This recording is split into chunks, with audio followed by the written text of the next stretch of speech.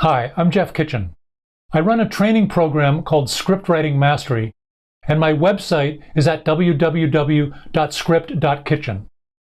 This is a class in reverse cause and effect, which is a powerful tool for both plot construction and story development.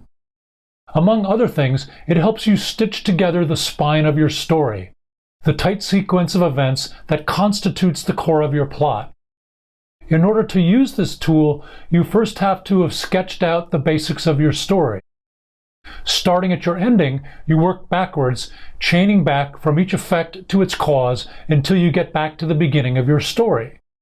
This gives you a tight forward progression such that A causes B, which causes C, and so on. Dramatic writing is a very stripped-down literary form which demands complete economy, so the dramatist has to know how to separate the necessary from the unnecessary. The unnecessary will kill scripts because it bogs down the action and can lose the audience.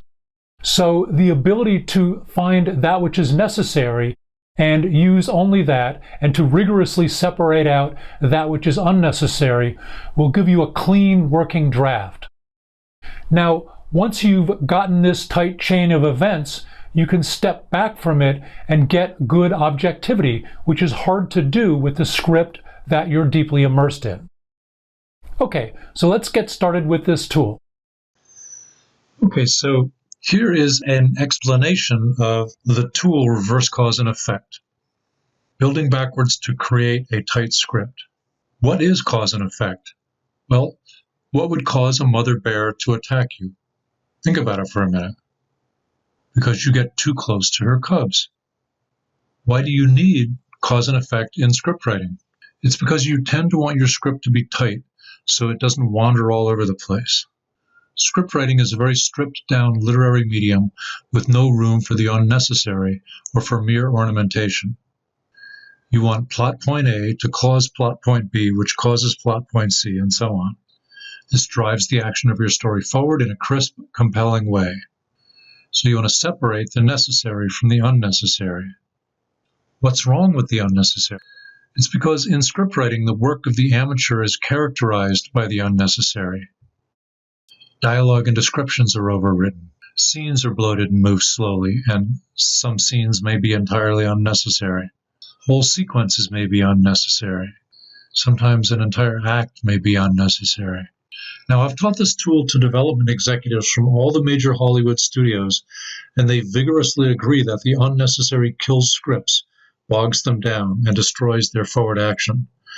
They've read so much material that is just overburdened with the unnecessary. And as I'm talking about this, they're all sitting there nodding their heads really vigorously like, yes, it's brutal. It's like you want to just take a walk, but there's 3 feet of snow on the ground and you can barely move. So how do you separate the necessary from the unnecessary? By building backwards from your story's ending. You state the ending, and then you figure out what is the immediate cause of that ending, then what is the cause of that, and you keep chaining backwards from each effect to its cause. Now, obviously, you can't use this tool until you have the rough mechanics of your story figured out, because if you don't have an ending, you can't build backwards from it. You do that all the way back to the story's beginning. Then, when you read it from the bottom up, you find that plot point A causes plot point B, which causes plot point C, which causes plot point D, and so on, all the way to the ending. It's a nice, tight chain of cause and effect, and the story's action drives forward cleanly and clearly. The trick is that you don't want to know what merely happened before an event, but what caused it. Any number of things could have happened before it, but only one thing caused it. For example, say that your business partner embezzled all the company's money and set you up to take the fall with the FBI and the IRS. So you're going to kill your partner. So what happens before you kill your partner might be, you drop off your dry cleaning, you grab a coffee and a Danish, you get a parking ticket, you buy some bullets and some poison. But the cause of you killing him is that he ripped you off and set you up.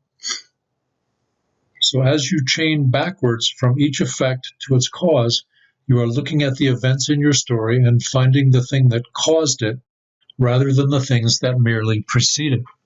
Because any number of things could happen before it, but only one thing actually caused it.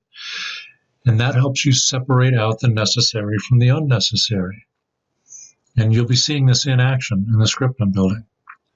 And if you don't have a cause for that event, then you invent it. This tool helps you find holes in your story and then fill them.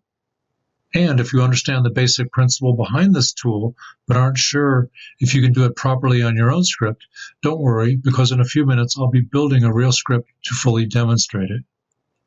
But first, there's one more trick. The other trick is knowing how much is just a little more detail. For instance, if you tell a computer to give you information about the battleship Potemkin, it can give you anything from one paragraph to 170,000 pages. It all depends on how much detail you want. What we want to be able to do in terms of building a script is to gradually layer a bit more detail onto the outline we've already built. When you do reverse cause and effect for your overall story, you do it in very general terms with no detail at all. You keep it simple and clean. Then you do reverse cause and effect for Act 1. You work your way backwards through Act 1, chaining back from each effect to its cause. You start at the ending of the act and work your way backwards.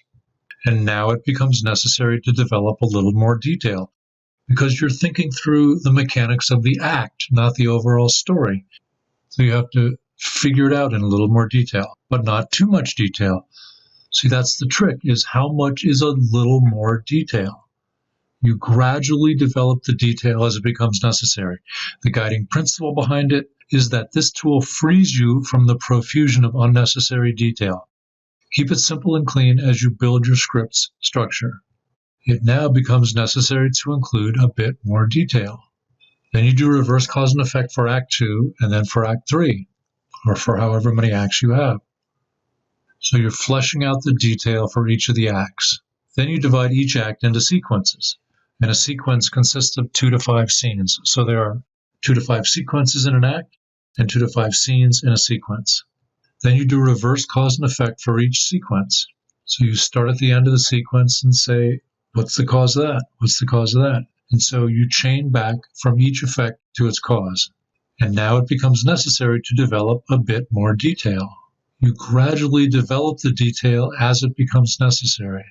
So you work backwards through each sequence so that you're figuring out the mechanics of much of your story, but gradually, and only as it becomes necessary. Then you divide each sequence into scenes. Remember, there's 2 to 5 scenes in a sequence. And you chain backwards through the first scene, working backwards from each effect to its cause. And now you're down to final detail.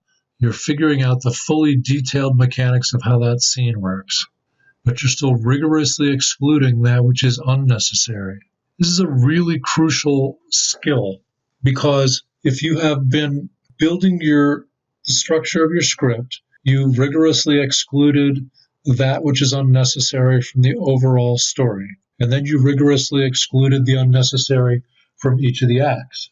And you rigorously excluded the necessary from each of the sequences. So what you don't do here is let all that unnecessary material flood back into the scenes because you want it to be in there. That will ruin the scenes, which will ruin the script. So you still rigorously exclude that which is unnecessary from each scene. So the stuff that is ultimately unnecessary in your script never gets in there. You're only letting in that which is necessary, which makes your rewrite process a lot simpler, because it's not like your script is vastly overwritten and you have a ton of crap to get rid of. All you have ever allowed into the script is that which is necessary, determined by cause and effect.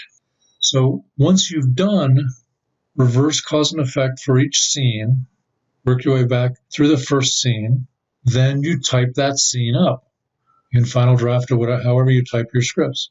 You started out with the skeleton of your story and gradually, one step at a time, fleshed it out. You figured out the spine of the story with no detail. Then you added a little detail as you figured out the spine of each act by doing reverse cause and effect.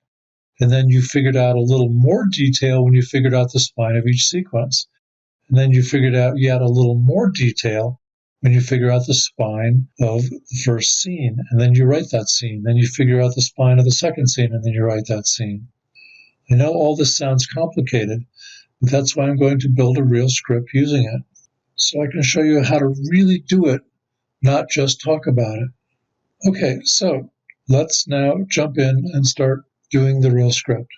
Because since you now understand the principles behind the tool, it will make sense when you see it in action. Okay, so if you like the class, please hit the like button. It really helps. Please subscribe so you get new classes as I put them out. And please check out my 3-month and 2-year training programs for writers at script.kitchen. I'll train you to expert capability at this tool and the rest of my 7 tools. Thanks. If you like this class, you can download this free ebook by going to this link right here and subscribing to my website.